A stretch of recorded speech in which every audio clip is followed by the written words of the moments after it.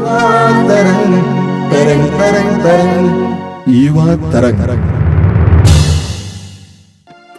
एक पल तेरे साथ बैठूं प्रभु, तुझसे बातें करूं। एक पल तेरे साथ बैठूं प्रभु, तुझसे बातें करूं। बातें करूं, बातें सुनूं, बातें सुनूं, बातें करूं। एक पल तेरे साथ बैठूं प्रभु, बातें करूं। एक पल तेरे साथ बैठूं प्रभु, तुझसे बातें करूं। एक पल तेरे साथ बैठूं प्रभु, तेरी महिमा करूं। एक पल तेरे साथ बैठूं प्रभु, तेरी महिमा करूं। महिमा करूं, महिमा देखूं, महिमा करूं, महिमा देखूं। एक पल तेरे साथ बैठूं प्रभु, तेरी महिमा करूं। एक पल तेरे साथ बैठूं प्रभु, तेरी महिमा करूं। एक पल तेरे साथ बैठूं प्रभु, तेरी वाणी सुनूं। एक पल तेरे साथ बैठूं प्रभु, तेरी वाणी सुनूं। वाणी सुनूं, अपना सकूं। वाणी सुनूं, अपना सकूं। एक पल तेरे साथ बैठूं प्रभु, तेरी वाणी सुनूं। एक पल तेरे साथ बैठूं प्रभु, तेरी वाणी सुनूं। सभी युवा भाई बहनों को जय सू। और एक बार मैं आपको बधाई देता हूं कि आप इस कार्यक्रम से जुड़े हुए हैं। प्रभु आप सबको आशीष दे। देखिए, युवावस्था एक ऐसी अवस्था है जब हम बहुत ज़्यादा ही व्यस्त रहते हैं, पढ़ाई में, करियर में, नौकरी ढूंढने में, अन्य कार्यों में कुछ ज़्यादा ही व्यस्त रहते हैं। और इस अवस्था में आपको व्यस्त रखना भी चाहिए, क्योंकि यह तैयारी का समय है और तैयारी के समय हमें परिश्रम करने की आवश्यकता होती है। इसके बावजूद मैं आपसे अनुरोध करूंगा कि आप इस तरह के कार्यक्रम से जुड़े रहें। पवित्र वचन पढ़ना नहीं भूलना चाहिए। रोज वचन पढ़ने के लिए कुछ समय निकालना चाहिए।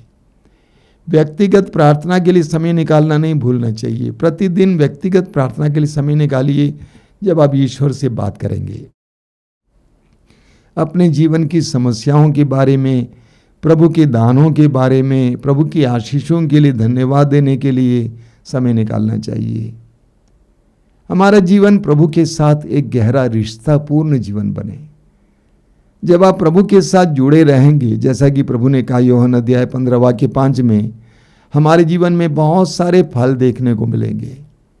मैं आप सभी से अनुरोध करूंगा कि आप एक ऐसा जीवन जिएं जहां पर आप प्रभु के साथ जुड़े हुए हों।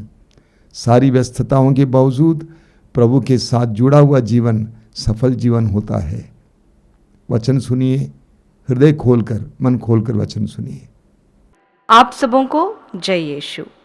प्यारे युवा साथियों, आज आप हर परिस्थिति में, कठिन चुनौतियों में चिंतित हो जाते होंगे, परेशान हो जाते होंगे। आज आपको आवश्यक है कि आप अपने जीवन में वचन की शक्ति को ले लीजिए। जब आप वचन की शक्ति को हर दिन दैनिक जीवन में लेते जाएंगे, प्रभु यीशु के वचनों को धारण करेंगे, हर एक चुनौती का सामना करने के लिए आपको शक्ति और बल मिलेगा। हर एक चुनौती का सामना करने के लिए प्रभु जी आपको मार्गदर्शन देंगे। देखिए वचन कहता है इब्रानियों का पत्र अध्याय 4:12 में, क्योंकि ईश्वर का वचन जीवंत है, सशक्त है, किसी भी दुधारी तलवार से तेज है। और हम देखते हैं प्रभु यीशु ने हर एक रोगी को चंगा किया केवल शब्द मात्र से प्रभु यीशु ने अबदूतों को निकाला, रोगियों को चंगा किया। और इस प्रकार प्रभु ने वचन की ताकत से ही सभी लोगों को विश्राम दिया, शांति दिया, आनंद दिया। और मत्ती का सुसमाचार अध्याय 8 पद संख्या 8 में हम देखते हैं शतपति अपने नौकर के लिए परेशान रहता है, क्योंकि शतपति का नौकर बीमार हो जाता है। और ईसा से वह कहता है कि आप एक ही शब्द कह दीजिए और मेरा नौकर चंगा हो जाएगा। और शतपति के दृढ़ विश्वास को देखते हुए प्रभु यीशु ने यही कहा कि जाइए, आपने जैसा विश्वास किया है वैसा ही हो जाए। और उसी घड़ी उसका नौकर चंगा हो गया। प्रभु के वचनों के में जीवन है, प्रभु के वचनों में ताकत है। और हम देखते हैं यशायाह नबी का ग्रंथ अध्याय 55 पद संख्या 10 में, जिस तरह पानी और बर्फ आकाश से उतरकर भूमि सींचे बिना उसे उपजाऊ बनाए और हरियाली से ढके बिना वहाँ नहीं लौटते, जिससे भूमि बीज बोने वाले को बीज, खाने वाले को अनाज दे सके, उसी तरह मेरी वाणी मेरे मुख से निकलकर व्यर्थ ही मेरे पास नहीं लौटती। मैं जो चाहता था वह उसे कर देती है और मेरा उद्देश्य पूरा करने के बाद ही वह मेरे पास लौटती है।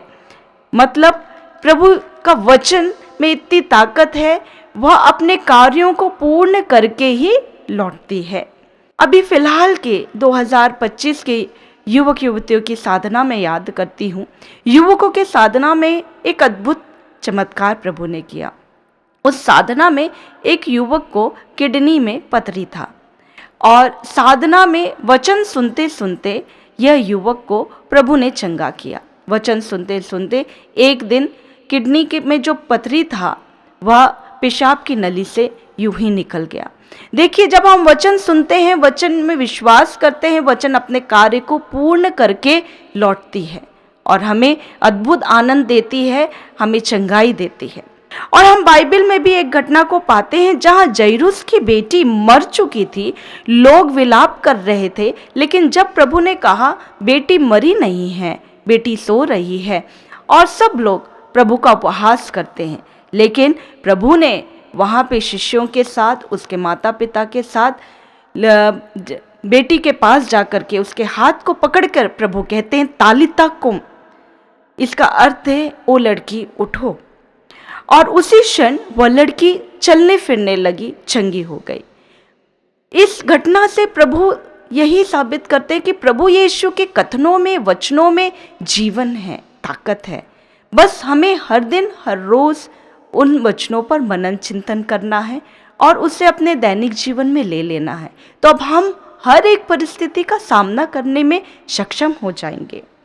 मैं याद करती हूँ कोरोना काल में एक बहन के बारे में। कोरोना काल में एक बहन पीड़ित थी, गॉल ब्लैडर में पथरी था और उसका ऑपरेशन होना था। और ऑपरेशन के बाद उसमें बहुत ज़्यादा सांस लेने की समस्या थी, लेकिन उसने वचनों में विश्वास करते हुए वचन दोहराते गई और क्षण भर में, आधे घंटे में वह बहन पूर्णतः स्वस्थ हुई और उसको सांस लौट करके आई।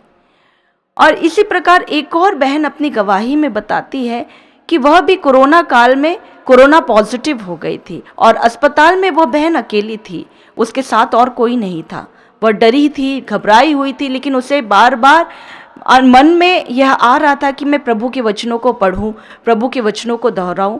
और वह एक सप्ताह तक यूं ही दोहराते गई वचन, बाइबल पाठ पढ़ते गई, जो उसे वचन याद था वचन दोहराते गई। और इस प्रकार बहन बोलती है बिना किसी मेडिसिन से वो अस्पताल से छुट्टी लेकर के आ गई। हालेलुया। तो जब हम वचनों में विश्वास करते, वचन अपने कार्य हमारे जीवन में, हमारे शरीर में पूर्ण करके हमें चंगाई और आनंद प्रदान करते हैं। वचन कहता है सूक्ति ग्रंथ अध्याय 4 पद संख्या 20 और 22 में, पुत्र मेरी बातों पर ध्यान दो, कान लगाकर मेरी शिक्षा सुनो, उसे अपनी आंखों से ओझल ना होने दो, उसे अपने हृदय में संजोए रखो। वह तुम में नवजीवन का संचार करेगी और तुम्हारे शरीर को स्वस्थ रखेगी। और यहाँ हम तीनों घटनाओं में वही देखें, प्रभु के वचनों के माध्यम से लोगों को स्वस्थ मिला। शतपति के नौकर को स्वस्थ मिला, साधना के उस युवक को जो किडनी में पथरी लेकर के घूम रहा था, वचन सुनते सुनते उसके पथरी पेशाब की नली से निकल गए। अब हम जैरूस की बेटी का भी यह वचन घटना देखें कि वह प्रभु यीशु तालिता कुम बोलते ही वो बेटी में जीवन आ गया। तो हम अपने रोज के तौर तरीके में क्यों ना ये जीवनदायी वचनों को ले लें। हम जानते तो हैं लेकिन हम करते नहीं हैं, और हम इन सब वचनों को पढ़ने के लिए बहुत आलस्य करते हैं। अब हम आलस्य को त्यागें और वचनों को धारण कर ले और हमारे दैनिक जीवन के हर एक बातों को सफल करते जाएं। प्यारे युवक युवतियों, आइए हम प्रार्थना में जुड़े। हे प्यारे प्रभु यीशु, मैं प्रार्थना करती हूँ हमारे सभी युवा साथियों के लिए जो जीवन के भिन्न भिन्न समस्याओं से, भिन्न भिन्न चुनौतियों से आगे बढ़ रहे हैं। उन्हें समझ में नहीं आता क्या कर रहे हैं, क्या करना है। प्रभु, आप उनके हर एक बातों में उन्हें सबल बनाइए, उन्हें वचनों की ताकत को समझने के लिए अनुग्रहित कीजिए, बाइबल पठन करने के लिए अनुग्रह दीजिए, बाइबल पर मनन चिंतन करने के लिए उन्हें अनुग्रह दीजिए, और उनके हर एक परिस्थितियों में वचन के साथ आगे बढ़ने के लिए प्रभु उन्हें कृपा दीजिए। यह प्रार्थना मैं आपके नाम से मांगती हूँ, आमीन। आइए हम प्रार्थना करें। अपना सिर झुकाइए। दयालु प्रभु यीशु, मैं तुझे धन्यवाद देता हूं इन पवित्र क्षणों के लिए, मेरे इन छोटे भाई बहनों के लिए, इन बेटे बेटियों के लिए। मैं तुझसे प्रार्थना करता हूं, तू इस संसार में हमारे साथ जुड़ने के लिए आया था। योहन के सुसमाचार के अध्याय 15 वाक्य 5 में तूने स्वयं कहा है, मैं दाखलता हूं और तुम डालियां हो। जो मुझ में रहता है और मैं जिसमें रहता हूं वही बहुत फलता है। मैं इस समय प्रार्थना करता हूं इन सारे छोटे भाई बहनों के लिए, प्रभु इन पर दया करना, इनके प्रतिदिन के जीवन में तेरे साथ जुड़ने के लिए, तेरे लिए समय निकालने के लिए, तुझसे बातें करने के लिए, तेरी वाणी को सुनने के लिए समय देना। विशेष करके मैं प्रार्थना करता हूं जीवन की कठिनाइयों में तेरे इशारे को देखने के लिए, तेरी वाणी को सुनने के लिए इन्हें कृपा देना। सिर झुकाइए। सर्वशक्तिमान परमेश्वर, पिता, पुत्र और पवित्र आत्मा आप सबको आशीर्वाद प्रदान करें। आमीन। जय यीशु। एक पल तेरे साथ बैठूं प्रभु तेरा पूजन करूं।